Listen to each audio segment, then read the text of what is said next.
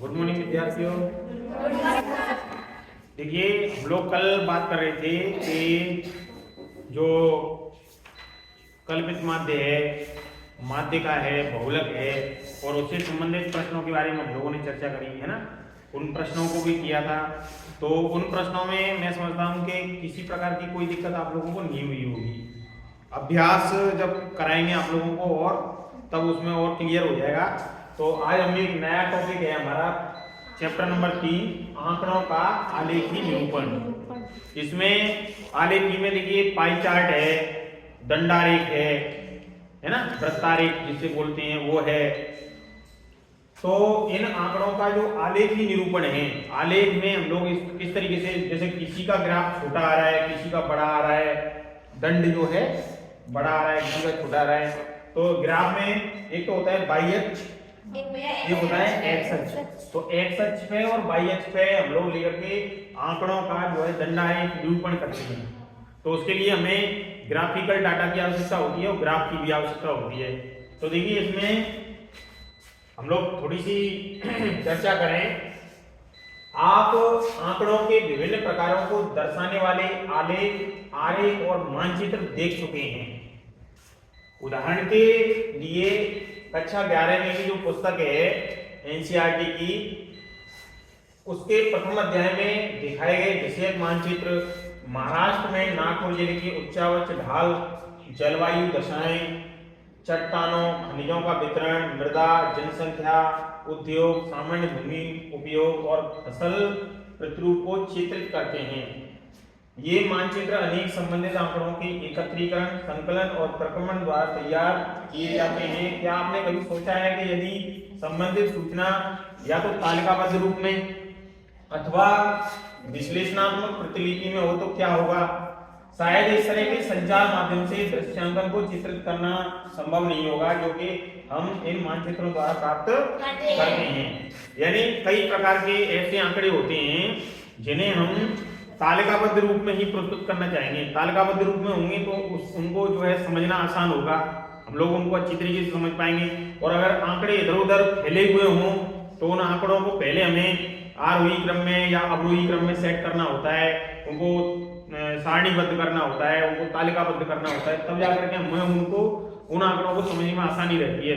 लेकिन इसमें ऑलरेडी जो है संचार माध्यमों से या दृश्यांकन को चित्रित करना संभव नहीं होगा, जो कि हम इन मानचित्रों द्वारा प्राप्त करते हैं। इसके अतिरिक्त जो कुछ बिना आलेखन रूप में प्रस्तुत किए जा रहा है उसके बारे में निष्कर्षों को निकालना समय को नष्ट करना ही होगा। इसलिए आलेख, आरेख और मानचित्र प्रदर्शित तथ्यों के बीच अर्थपूर्ण तुलनाओं को बनाने में हमारी क्षमताओं में वृद्धि करते हैं, हमारा समय बचाते हैं और प्रदर्शित लक्षणों का एक सरल दृश्य प्रस्तुत करते हैं। कोई भी ग्राफ है, कोई भी दंडारेख है, कोई भी पाई चार्ट है, तो उसमें जैसे 360 डिग्री होता है, तो 360 डिग्री में जैसे कह दिया कि धौलपुर, भरतपुर, करौली, सवाई माधोपुर और उसमें दिखा दिया फसलों का, कितनी फसल यहाँ पैदा होती है, यहाँ इतनी परसेंट, यहाँ इतनी परसेंट उत्पादन का, तो हम तुरंत समझ में आ जाते हैं। और अगर वैसे लिखा हुआ हो जिस तरीके से ये लिखा हुआ है तो हमारी समझ में नहीं आएगा। लेकिन दंडारेख बना होगा या आलेख बना होगा या निरूपण अच्छी तरीके से हो रखा होगा तो उसको समझने में एक तालिकाबद्ध रूप में, लयबद्ध रूप में जो है उसको हम समझ सकते हैं। वरना ये समझ लीजिए कि निष्कर्षों को निकालना समय को नष्ट करना, क्योंकि हम उस निष्कर्ष को निकालना चाहते हैं, उस निष्कर्ष पर नहीं पहुंच पाएंगे अगर हमें उसकी सही तरीके से सारणीबद्धता नहीं होगी। तो उसके लिए हमारा समय बचाते हैं और प्रदर्शित लक्षणों का एक सरल दृश्य प्रस्तुत करते हैं। प्रस्तुत अध्याय में हम विभिन्न प्रकार के आलेख, आरेख और मानचित्र बनाने की विधियों का वर्णन करेंगे। आप लोगों ने देखा होगा कि मानचित्र बनाने की जो विधियां हैं, जैसे बिंदु बिंदु बिंदु डॉट डॉट डॉट से लगा देते हैं, रंग रंग, पीला, हरा, नीला, गुलाबी, इस तरीके से रंगों का प्रयोग कर लेते हैं, तो उनसे उनको समझना आसान होता है कि पीला रंग यहाँ पे अधिक वर्षा को रिप्रेजेंट करता है, लाल रंग है वह वर्षा नहीं होने को रिप्रेजेंट करता है। इस तरीके से कोई भी जैसे हम लोग बनाते हैं उस तरीके से बना सकते हैं। अब देखिए आंकड़ों का प्रदर्शन। आंकड़े उन तथ्यों की विशेषताओं का वर्णन करते हैं जो प्रदर्शित करते हैं वे विभिन्न स्रोतों से एकत्रित किए जाते हैं। भूगोलवेत्ता, अर्थशास्त्री, संसाधन वैज्ञानिक। संसाधन क्या होता है? संसाधन वे आवश्यक तत्व पदार्थ या वस्तुएं होती हैं जो मनुष्य की मूलभूत आवश्यकताओं की पूर्ति करने में सक्षम होते हैं या जिनसे मनुष्य की मूलभूत आवश्यकताओं की पूर्ति की जा सकती है। वैज्ञानिक निर्णयकर्ता बहुतायत आंकड़ों का उपयोग करते हैं। तालिकाबद्ध रूप के अतिरिक्त आंकड़े कुछ आलेखी अथवा आरेखी रूप में प्रदर्शित किए जा सकते हैं। दृश्य विधि जैसे आलेख है, मानचित्र है, चार्ट है, इनके द्वारा आंकड़ों के रूपांतरण को आंकड़ों का प्रदर्शन कहते हैं। आंकड़ों के प्रस्तुतिकरण का यह रूप किसी भौगोलिक सीमा में जनसंख्या वृद्धि है, कोई वितरण है, कोई घनत्व है, लिंगानुपात है, आयु लिंग संयोजन है, व्यवसायिक संरचनाएं आदि के जो प्रतिरूप होते हैं उनको सहज बनाता है। हम आसानी के साथ में जनसंख्या वृद्धि है तो जैसे 2000 में जनसंख्या वृद्धि इतनी हुई तो उसका दंड आरेख कितना ऊंचा जाएगा। 2001 में थोड़ी सी ज्यादा हो गई, 2002 में और थोड़ी सी ज्यादा हो गई, तो पहला दंड छोटा था, दूसरा दंड थोड़ा सा बड़ा था, उससे फिर बड़ा था, फिर बड़ा था, तो इसका मतलब जनसंख्या बढ़ रही है। फिर कोई दंडा छोटा आ गया, इसका मतलब इसकी तुलना में जनसंख्या घट रही है।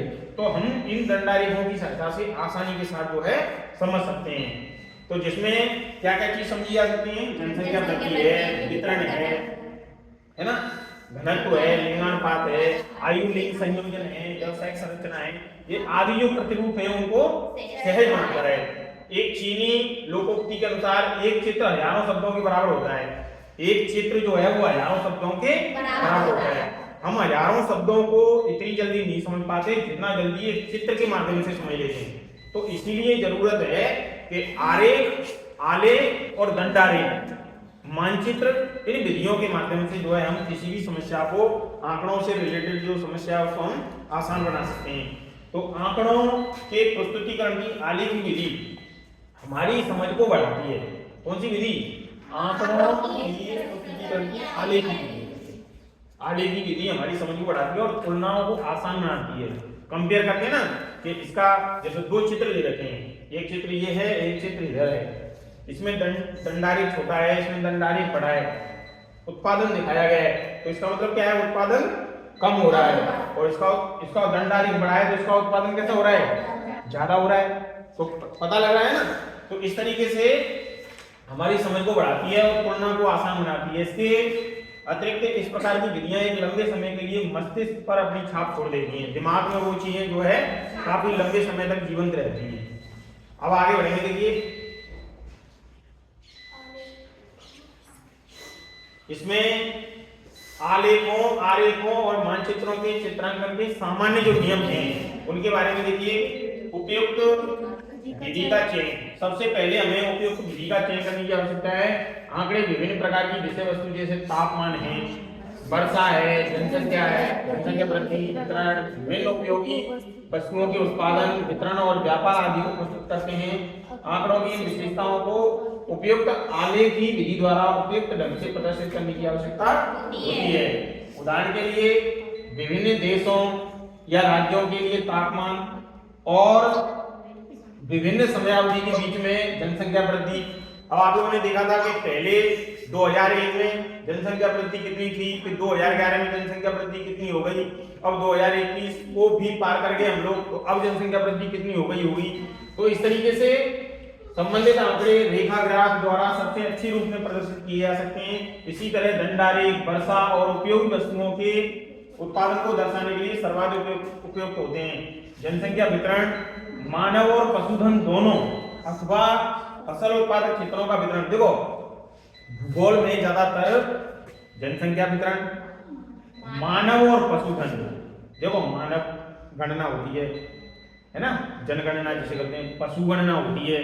तो ये जो आंकड़े एकत्रित किए जाते हैं उनको दंडारेख, जैसे शिक्षा का पैमाना, शिक्षा कितने लोग शिक्षित हैं, कितने लोग अशिक्षित हैं, कितनी प्रोडक्टिविटी है, कितना उत्पादन हुआ, कितने लोग जो है अच्छी आय में अपना जीवन यापन कर रहे हैं, कितने लोग हैं जो कम आय में जीवन यापन कर रहे हैं, कितनी जगह ऐसी हैं देश में जहां पर लिंगानुपात कम है, कहां पर लिंगानुपात ज्यादा है ना, कहां पर साक्षरता दर कम है, कहां पर ज्यादा है, कहां पे जनसंख्या की दर ज्यादा है, कहां पर कम है, कहां पर उत्पादकता फसलों की ज्यादा है, कहां पर कम है। तो इन चीजों को हम लोग बड़े आसानी के साथ में जो है दंडारेख, आलेख की विधि इनके द्वारा समझ सकते हैं।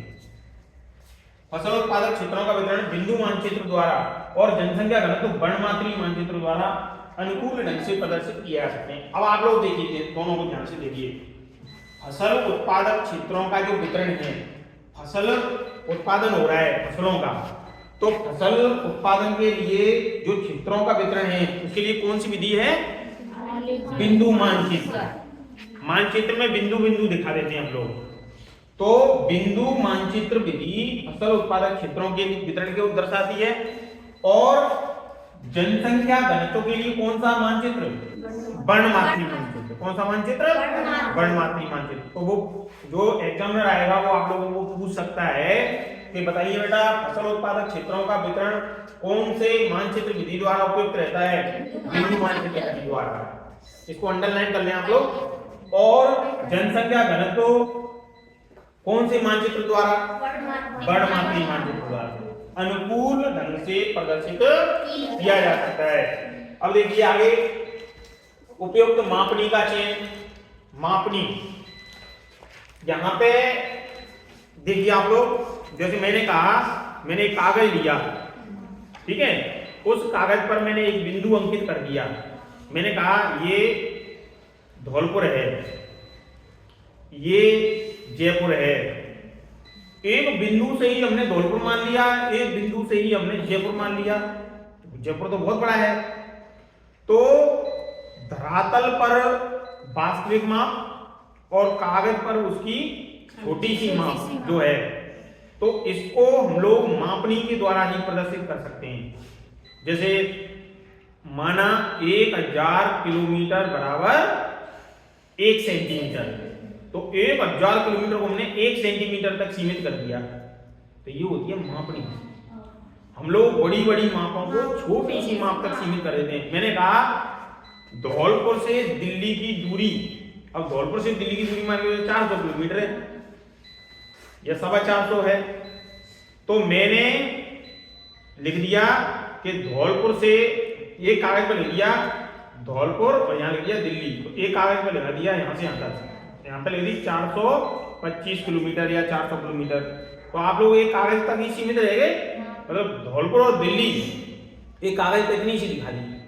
और वैसे हम लोग पैदल पैदल चल के गए तो पता चल रहा है कि धौलपुर से दिल्ली कितनी दूर है, हमने तो एक कागज पे दिखा दी थी थोड़ी सी कि सर आपने तो इतनी सी दिखाई दी तो बहुत दूर है, हम तो चल चल के परेशान हो गए, है ना। तो ये मापनी की वजह से ही संभव हो पाता है। मापनी का उपयोग आरेख और मानचित्रों पर आंकड़ों की माप को प्रदर्शित करने के लिए किया जाता है। समझ में आ गया ना। अब देखिए, दिए गए आंकड़ों के समूह के लिए उपयुक्त मापनी का चुनाव सावधानी से और संपूर्ण आंकड़े जिनको प्रदर्शित करना है उसे ध्यान में रखकर किया जाना चाहिए। मापनी ना तो बहुत बड़ी होनी चाहिए, मापनी इतनी ज्यादा बड़ी भी नहीं होनी चाहिए और न ही बहुत छोटी होनी चाहिए। मापनी ऐसी होनी चाहिए जिसको हम आसानी के साथ में जो है समझ सकें, अच्छे से जो है उसको प्रदर्शित कर सकें। अब देखिए अभिकल्पना। हम जानते हैं कि अभिकल्पना एक महत्वपूर्ण मानचित्र कला संबंधी कार्य है। कक्षा 11 में आपने पढ़ा होगा मानचित्र बनाने के लिए आवश्यक तत्वों, मानचित्र कला संबंधी जो अभिकल्पना है उसके कई घटक हैं, इसीलिए अंकित रेखा मानचित्र पर सावधानी पूर्वक प्रदर्शित किए जाने चाहिए। देखिए शीर्षक तैयार आरेख मानचित्र का शीर्षक, क्षेत्र का नाम। हमें कोई आरेख मानचित्र बनाना है तो शीर्षक लेना पड़ेगा, किसका ले रहे हैं हम लोग, क्षेत्र का नाम लिखना पड़ेगा, प्रयुक्त आंकड़ों के संदर्भ में वर्ष लिखना पड़ेगा। आरेख के शीर्षक को ये दर्शाएगा और ये घटक विभिन्न आकार और मोटाई के अक्षरों संख्याओं द्वारा प्रदर्शित किए जाते हैं। अतः चुने गए फांट, माप और मोटाई कागज के आकार मानचित्र आदि को चित्रित करने के लिए उपयुक्त स्थान में एक आकर्षक दृश्य देने में सक्षम हो सकते हैं। इसके अतिरिक्त उनका स्थान निर्धारण भी महत्व रखता है। जैसे एक बार मैंने आपको क्षेत्रीय सर्वेक्षण करवाया था, तो उसमें ये बताया था कि जैसे छावनी ले ली हमने, पुरानी छावनी, तो पुरानी छावनी में हमने वहाँ की जलवायु देखी, वहाँ पानी के स्रोत क्या क्या हैं, वहाँ पे उत्पादक स्रोत क्या क्या हैं उत्पादन के, तो आप लोगों ने देखा सर वहाँ रोजगार के साधन क्या क्या हैं, वहाँ फसल पशुधन कौन कौन सा है, फसल कौन कौन सी होती हैं, आसपास में दर्शनीय स्थल कौन कौन से हैं, मंदिर मस्जिद कितने हैं, कौन कौन से फेमस जगह हैं, बहुत सारी चीजें देखी हम लोगों ने।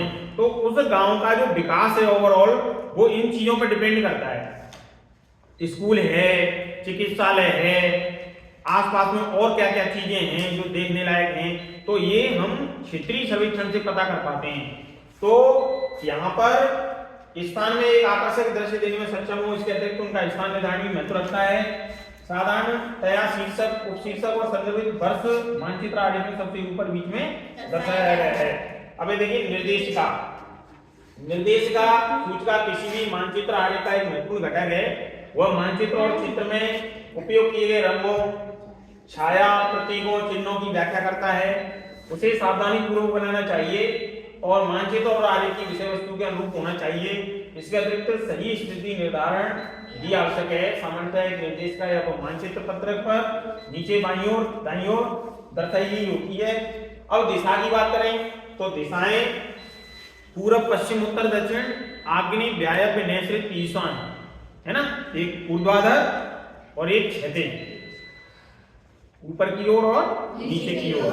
तो इस तरीके से पृथ्वी की धरातल के भाग का प्रदर्शन होने के कारण मानचित्र पर मुख्य दिशाओं के निर्धारण की भी आवश्यकता होती है। इसलिए दिशा प्रतीक अंतिम मानचित्र पर उत्तर दिशा के प्रतीक को निर्दिष्ट अंकित करना चाहिए। यानी आपने देखा होगा घड़ी का पेंडुलम होता है तो उत्तर दिशा में ही घूमता है, ऐसे ऊपर की तरफ जाता है, ऊपर उत्तर होता है, नीचे दक्षिण होता है, वो ऐसे ऐसे हिलता रहता है ऊपर के, इस तरीके से। कभी ऐसे तो नहीं करता ना, ऐसे ऐसे घूमता रहता है पेंडुलम। उत्तर दिशा को ही मुख्य माना गया है। चुंबक में दो ध्रुव होते हैं, उत्तरी ध्रुव और दक्षिणी ध्रुव, ठीक है ना।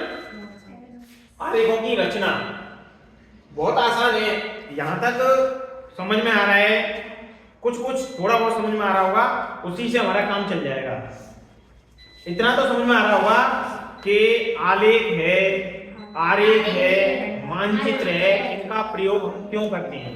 क्योंकि देखिए बड़ी बड़ी हजारों शब्दों को जितनी जल्दी समझना आसान नहीं होता, जितनी जल्दी हम चित्र के द्वारा समझ सकते हैं।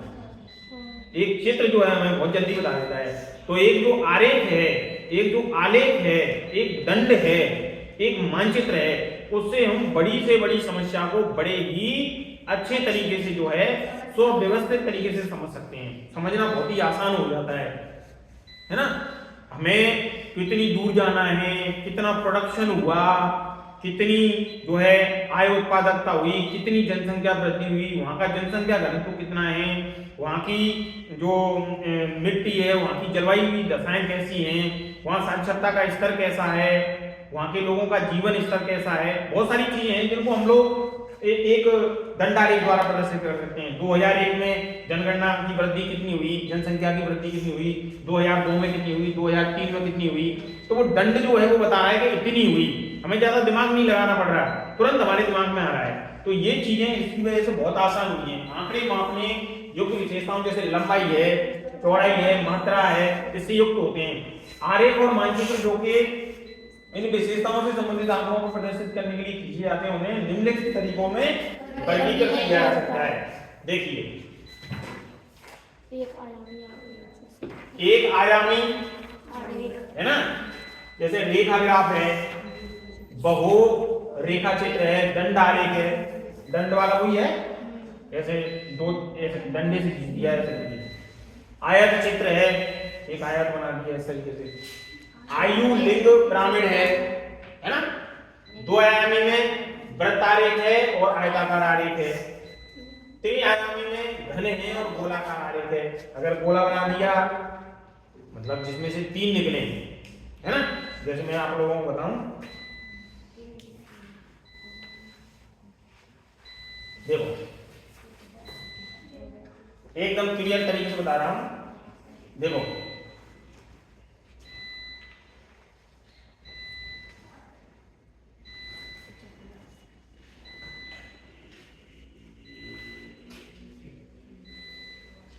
अब देखो आप लोग, देखो 1 2 और 3 त्रिआयामी हो गया।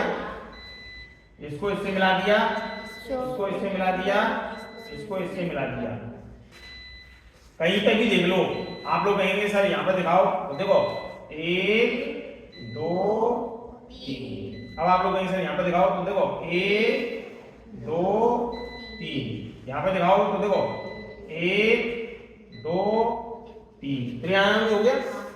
दो आयामी का मतलब है कि जैसे ये है, देखो 1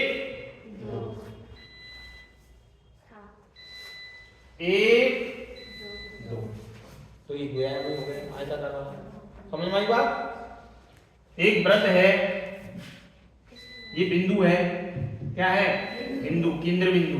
इससे इसको ले गए तो देखो 1 2, एक बिंदु दूसरे बिंदु से मिला है, 1 2 1 2 1 2 1 2 1 2, द्विआयामी हो गया। एक सीधी सरल रेखा है, क्या है ये? एक आयामी है। आ रही बात समझ में नहीं आ रही? तो देखिए हम लोग त्रिआयामी आरेख जैसे घन है, गोलाकार आरेख है, और इस प्रकार के इन विभिन्न प्रकार के आरेखों मानचित्रों के निर्माण की विधियों समय की कमी के कारण विचार करना संभव नहीं हुआ। इसलिए हम सर्वाधिक प्रचलित आरेखों और मानचित्रों का अध्ययन करेंगे, वर्णन करेंगे और उनके निर्माण का तरीका बताएंगे। रेखा ग्राफ है, देखो दंडारेख है, रेखा ग्राफ रेखा है, दंडारेख है दंड बना देंगे, व्रत आरेख है व्रत, पवन आरेख, तारा आरेख, तारे होने देते हैं ना ऐसे करके, ऐसे करके तारा, और प्रवाह संचित्र। तो रेखा ग्राफ जो है, रेखा ग्राफ सामान्यतः तापमान है, वर्षा है, जनसंख्या वृद्धि है, जन्म दर है, मृत्यु दर है, इससे संबंधित समय के आंकड़ा को प्रदर्शित करने के लिए खींचा जाता है। आपके दिमाग में ये चीज क्लियर होनी चाहिए कि जो रेखा ग्राफ है इससे हम क्या करेंगे, किसमें यूज होगा इसका। तो रेखा ग्राफ का सामान्यतः जो है हम लोग प्रदर्शित करने के लिए खींचा जाता है, क्या करने के लिए? तापमान है, वर्षा है, जनसंख्या वृद्धि, जन्म दर, मृत्यु दर। तापमान, वर्षा, जनसंख्या वृद्धि, जन्म दर और मृत्यु दर। तो इसके लिए किसका प्रयोग करते हैं? रेखा ग्राफ का। अब रेखा ग्राफ की जो रचना है देखिए बहुत आसान है, जैसे ये दिखाई गई है, देखो मैं थोड़ा सा छोटा कर देता हूं। रेखा ग्राफ की रचना ये है, एक तरफ एक्स एक्सिस, एक तरफ वाई एक्सिस, एक्स अक्ष, इधर वर्ष आ गए, 1901 में 0 था, 1911, 1921, 1931, 10 जोड़ दे गए, एक्स अक्ष आ गया। ऊपर बढ़े 0.5, 1.0, 1.5, 2, 2.5, 3, इस तरीके से बढ़ते गए। अब इधर जनसंख्या वृद्धि हो रही है, तो इस तरीके से ये रेखा ग्राफ की रचना है। क्या है ये? रेखा ग्राफ की रचना। तो इसमें हम लोग जन्म दर है, मृत्यु दर है, जनसंख्या वृद्धि है, वर्षा है, तापमान है, इनको जो है दर्शा सकते हैं। क्लियर? अब चलिए आगे, जैसे ये आ गया, सपोज भारत में जनसंख्या वृद्धि दर 1901 से 2011 ये आ गया, ये दर्शाना है हमें। तो देखो 1901 में कुछ भी नहीं थी, 1911 में कितनी है? 0.5 है, 1921 में माइनस में चली गई, तो माइनस में नीचे चली जाएगी, 1931 में इतनी, 41 में इतनी, 51 में इतनी, इस तरीके से दिखा रखे हैं। अब इनको हमें बनाना कैसे? देखो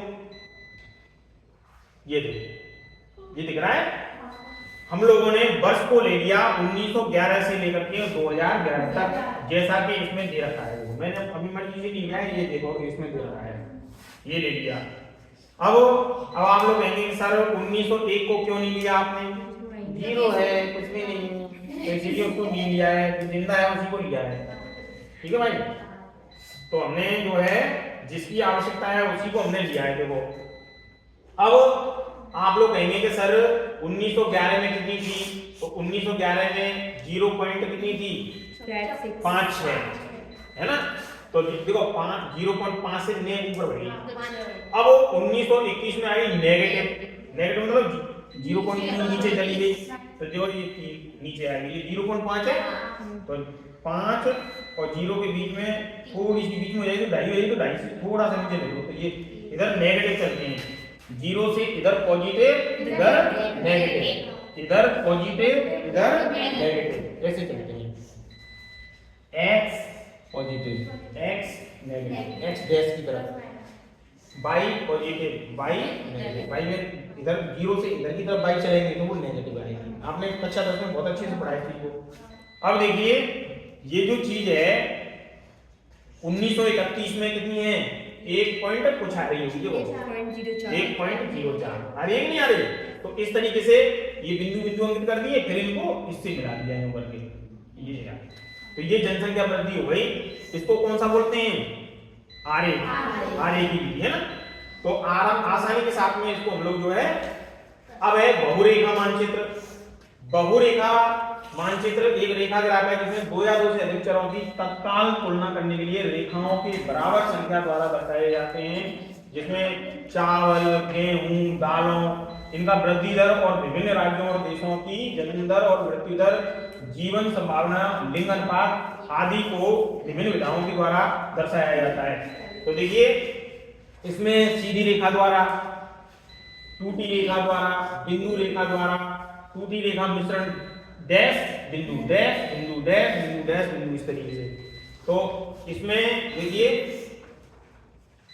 एक प्रश्न है ये वाला, इसको समझ लें आप लोग, समझ जाएंगे आप लोग इससे।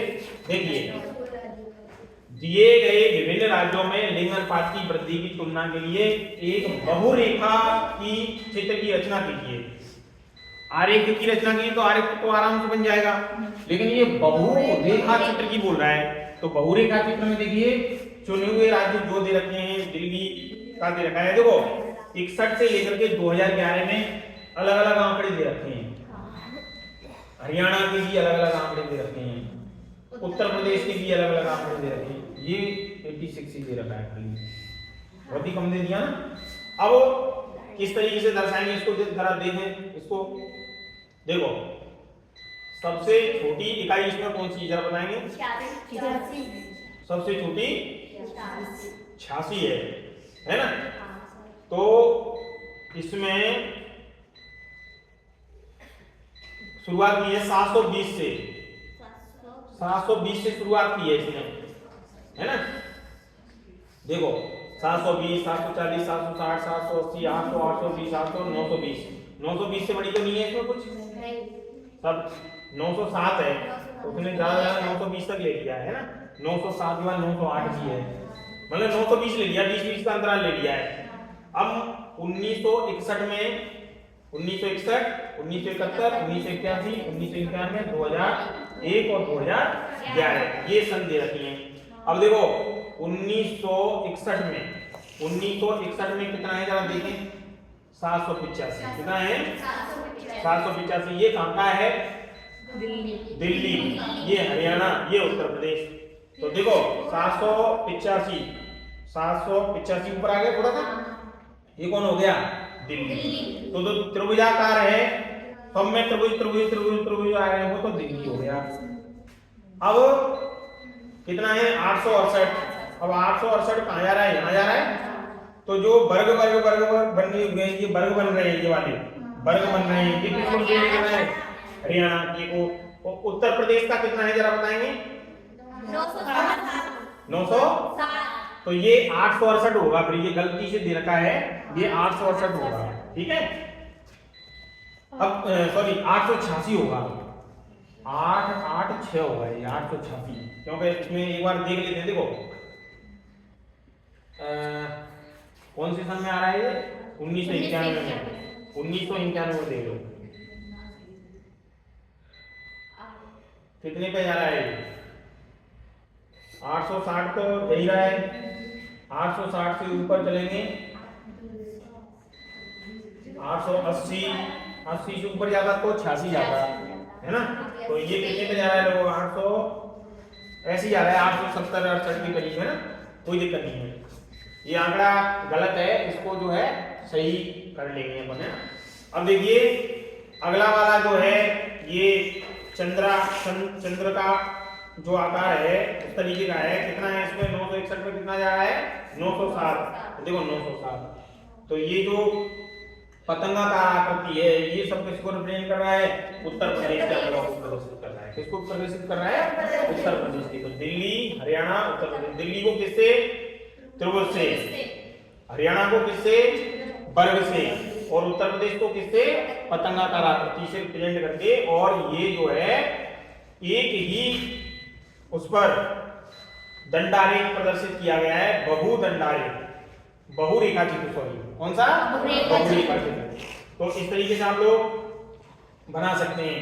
अब देखिए इसके बाद में जो आ रहा है वो है दंडारेख, जो अक्सर कर प्रायोगिक परीक्षा में पूछा जाता है। ये बहुत आता है, ये वाला क्वेश्चन दंडारेख वाला, है ना। दंड आरेख बराबर चौड़ाई के कॉलम द्वारा खींचा जाता है। बेटा इसको ध्यान से समझें, दंड आरेख बराबर चौड़ाई के कॉलम द्वारा खींचा जाता है, इसे स्तंभ आरेख भी कहते हैं। दंड आरेख की रचना करते समय निम्नलिखित बातों को ध्यान में रखना चाहिए। एक तो सभी दंडों और स्तंभों की चौड़ाई बराबर होनी चाहिए। ऐसा नहीं कि एक दंड तो पतला कर दिया, एक थोड़ा मोटा कर दिया, फिर पतला कर दिया, फिर मोटा कर दिया, सभी बिल्कुल बराबर बराबर होनी चाहिए। आपने देखा होगा छोटे छोटे बच्चे होते हैं, उनके लिए चॉकलेट लेके आते हैं, तो एक के लिए चॉकलेट थोड़ी बड़ी वाली दे दी, नाम उसका डेयरी मिल्क ही है, लेकिन अगर बड़ी वाली दे दी तो वो इसके लिए बड़ी दे दी, मैं नहीं ले रहा इसको, मुझे भी कोई चाहिए, है ना। तो इसमें भी क्या होगा, सभी दंड जो है एकदम बराबर मोटाई होनी चाहिए, चौड़ाई बराबर होनी चाहिए, सभी दंड बराबर अंतराल दूरी पर स्थापित होने चाहिए। 0 से 5, 5 से 10, 10 से अंतराल बराबर होना चाहिए। मतलब ऐसे नहीं कि 0 से सीधा 10 पे फेंक दिया, 10 से सीधा 25 पे फेंक दिया, ऐसे नहीं होना चाहिए। दंडों को एक दूसरे से विभिन्न और आकर्षक बनाने के लिए रंगों का जो है चयन भी हम लोग कर सकते हैं। साधारण, मिश्रित और बहुदंडारेखों के आंकड़ों के अनुरूप रचना की जा सकती है। अब देखिए साधारण दंडारेख, जैसे इसमें दिखाया गया है, ये देखो थिरुवनंतपुरम, त्रिवेंद्रम भी कहते हैं इसको, केरल में। ये जो है औसत मासिक वर्षा जनवरी से लेकर के दिसंबर तक दिखाई गई है, इसमें देखो दिखाई गई है। अब वर्षा सेंटीमीटर में है, इतनी इतनी हो रही है, सितंबर में 13.8 हो रही है, अक्टूबर में हो रही है, दिसंबर में ही हो रही है। अब इसको हमें दिखाना है, कैसे दिखाएंगे साहब, एक्स अक्ष पे वर्षा को दिखाएंगे या एक्स अक्ष पर मास को दिखाएंगे। तो मान के चलो आप लोग एक्स अक्ष पर मास को दिखा रहे हैं, क्या दिखा रहे हैं, मास को। लो तो मास माने महीना, मास वैसा मास बोलते हैं हाँ, महा बोलते हैं मास, समझ गए, समझिए खानदार। हाँ ये लो, अब समझिए आप ये किसका दिखा रहे हैं, थिरुवनंतपुरम की औसत मासिक वर्षा। तो देखो जनवरी में, फरवरी में, मार्च में, अप्रैल में। अच्छा ये दंड जो बनाए हुए हैं, ऐसा तो नहीं है कोई मोटा पतला लग रहा हो, सब दंड बराबर बराबर दिख रहे हैं, देख लो कोई दंड मोटा पतला नहीं है, एकदम बराबर है। पर जनवरी का जो है वो 2 पॉइंट कितना है, 3 बराबर आ रहा है, 2.5 से नेक ज्यादा है, थोड़ा सा 2.5 पे एकदम बराबर आता है, लेकिन 2.5 से थोड़ा सा बड़ा हो रहा है। अच्छा अगला कितना है, 2.1, देखो 2.1 है, थोड़ा सा नीचे चला गया हल्का। फिर कितना है जरा बताओ, 3.7, देखो थोड़ा सा बड़ा हो गया, 3.7 हो गया, 10.6। ये कितने पे जा रहा है, 35 से ऊपर जा रहा है, तो 36 पॉइंट कुछ होगा इसका, 35.6 है। तो इस तरीके से ये दंड आरेख हम लोग जो है बड़े आसानी के साथ बना सकते हैं, कोई दिक्कत किसी को नहीं सर। इसमें क्वेश्चन आएगा तो कृपया करके आपको ध्यान रखना है, स्केल का इस्तेमाल करना है, रबड़ कटर अपने पास रखनी है, शॉर्पनर वगैरह जिसे बोलते हैं हम लोग, अच्छे से एकदम बराबर बराबर चौड़ाई लेकर के जो है हमें लिखना है। ऐसा नहीं है कि कोई छोटा कर दें कोई बड़ा कर दें, इनकी बीच की दूरी भी बराबर होनी चाहिए, ये दूरी भी बराबर होनी चाहिए, दंड की और दंड के बीच की सब दूरियां जो है बराबर होनी चाहिए, क्लियरली लिखा हुआ हो। एक्स एक्सिस पर, वाई एक्सिस पर आप क्या दर्शा रहे हैं, वर्षा सेंटीमीटर में, या क्या दर्शा रहे हैं आप लोग, माह दर्शा रहे हैं, वर्षा दर्शा रहे हैं, कौन सी, औसत मासिक वर्षा। जैसे ये दे रखा है देखो, दिल्ली में औसत मासिक तापमान और वर्षा दोनों को दिखा रखा है, ये तापमान है और ये वर्षा है, तापमान और वर्षा महीनों के हिसाब से। अब दोनों को ही हमें दंड आरेख बनाना है एक साथ में, दोनों का, जनवरी में तापमान को भी दिखाना है हमें एक दंड में, और एक दंड में वर्षा दिखानी है। तो देखो कैसे दिखाएंगे, ये देखिए दिख रहे हैं? एक्स एक्सिस पे क्या ले लिए? माह। इधर क्या ले लिया? वर्षा सेंटीमीटर में। अब जो वृत्त है, सॉरी आयत है, तो वर्षा सेंटीमीटर में, और जो ये तापमान में इस तरीके से जो सिंबल दे रखा है, ये पतंगाकार आकृति है, वो तापमान दे रखा है। तो दोनों को दिखाएंगे। जनवरी में कितनी है जरा बताएं? जनवरी का कितना है? 14.4 और 2.5। तो वर्षा 2.5 है। देखो वर्षा 2.5 है, तो देखो वर्षा 2.5 है। देखो हो गई। अब जो है तापमान कितना दिखाया गया है इसमें?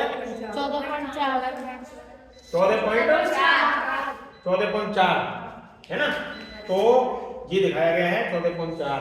ऊपर और थोड़ा बढ़ेंगे, कितना है?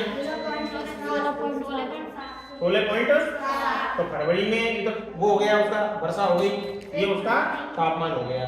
तो इस तरीके से ये जो बिंदु आ रहे हैं ये तो तापमान वाले हैं, तो इनको तो अलग मिला लेंगे, और ये दंडा रेखा हो गई। तो एक साथ में दो चीजें जो है रिप्रेजेंट हो जाएंगी, है ना? ऐसे ही आप लोग जो है घर से भारत में जो साक्षरता दर है, कुल जनसंख्या, पुरुष और स्त्री, तीनों को आपको दर्शाना है। देखो ये वर्ष दे रखी है, तो वर्ष तो आप लोग एक्स एक्सिस पे ले लेना, जनसंख्या ऊपर की तरफ ले लेना, और इसको आसानी के साथ में जो है आप लोग दर्शा सकते हैं एक साथ में। देखो तीन को दर्शा सकते हैं एक साथ में। देखिए जनगणना वर्ष एक्स एक्स पे ये ले लिए। आप लोगों ने साक्षरता दर प्रतिशत में तीन चीजें 1 2 3 1 2 3। अब किसको दिखा रहे हैं आप लोग? देखिए कुल जनसंख्या, पुरुष, स्त्री, है ना? देखो कुल जनसंख्या, पुरुष, स्त्री, कुल जनसंख्या, पुरुष, स्त्री, कुल जनसंख्या, पुरुष, स्त्री, कुल जनसंख्या, पुरुष, स्त्री, इस तरीके से। लेकिन दंडारेखा के बीच की जो मोटाई है वो कैसी होगी? समान है। क्लियर? तो इस तरीके से ये जो अध्याय हमारा, इसमें और भी है कई तैयार करने के लिए प्रश्न, जिनको आप लोग अच्छी से, जैसे ऊष्मी है, जली है, नाभिकीय और कुल है, इनको भी आप लोग देखो इस तरीके से दिखा सकते हैं। ये दिखाया हुआ है 2008-9 में ये है, 2009-10 में ये है, 2010-11 में है। अब आप लोग देखिए 2008-9 में कितना है? 2008-9 में 2008-9 में कितना है? 616.2 है ना? तो 616.2। तो देखो 616.2 यहाँ तक आ गया। लेकिन इससे ऊपर क्या लिया है? तो इससे ऊपर जो लिया है उसमें कितना जोड़ा है? 110 प्लस 14.9 कितना हो गया? 741.2। तो देखो ये हो गया 741.2, 741.2 यहाँ तक। ठीक है? तो इसी देखो 1 2 3। अब आप लोग एक चीज सोचिए कि ये जो दे रखा है 616.2, 616.2 तो ये रहा बिल्कुल इस वाले कलर में रहा। अगला वाला जो दे रखा है 110.1, 110.1 ये हो गया इस वाले कलर में, हो गया सलेटी कलर में। और ऊपर जो दे रखा है ये वाला कलर कौन सा हो गया? 14.9। और कुल मिलाकर के ये पूरा का पूरा जो दिख रहा है ये पूरा का पूरा माना जाएगा। तो 1 2 3 आंकड़े हो गए इसके अंदर। तो इस तरीके से जो है हम लोग उसको दिखा सकते हैं। क्लियर? अब आप लोग जो है कई प्रकार के इसमें प्रश्न दिए हुए हैं, जैसे कोई भी राज्य है उस प्रदेश का मान है, उसमें कुल मान नीचे आएगा, 360 का गुणा कर देंगे।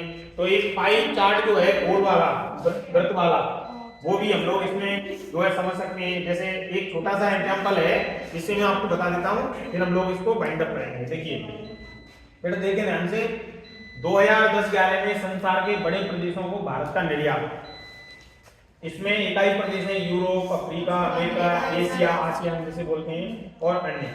इसमें भारतीय निर्यात दिखाया गया है। टोटल परसेंट कितना है? 100। हमें निकालना है यूरोप का, तो 20.2 ऊपर आएगा, 100 नीचे आएगा, 360 का क्या कर देंगे? गुणा कर देंगे।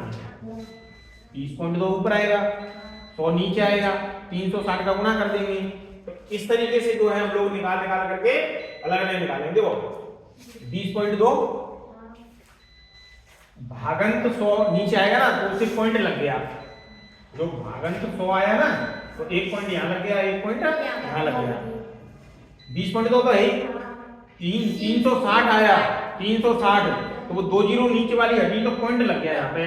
तो 3.6 का डायरेक्टली गुना कर देंगे। 3.6 का गुना 20.2 से करा, ये आ गया। इसका ऐसे करा, ये आ गया। अब 72.72 इसको ना लेकर के हम लमसम बराबर ले लेंगे 73। 23.4 है तो 23, 53 पॉइंट ये है तो 53, 202 पॉइंट ये है तो 203, 8 पॉइंट है तो 8। इस तरीके से टोटल जोड़ेंगे तो कितना आ गया? खान साहब समझ में आया ये कैसे आया 3 पॉइंट? सर वो 2 जीरो को हटा कर उसमें पॉइंट लिया। देखिए मैं बता देता हूँ आपको, इसमें घबराने की कोई बात नहीं है। जैसे उसमें कितना दे रखा था 20.2 बटे 100 इंटू 360, ठीक है। ये निकालना है हम लोग किसका? यूरोप का। तो देखो 20.2 गुणा हम लोग जीरो से जीरो क्या कर देंगे? कैंसिल। एक जीरो हटाएंगे तो पॉइंट कहाँ लग जाएगा? इस जगह पर लग जाएगा। तो कितना आएगा? 3.6। अब समझ गए? तो इस तरीके से जो है हम लोग बड़े आसानी के साथ में जो है 3.6 का गुणा करते जाएंगे सब में और इनके कोण प्राप्त होते जाएंगे। लेकिन कोण हमें पूर्णांक में लेने हैं।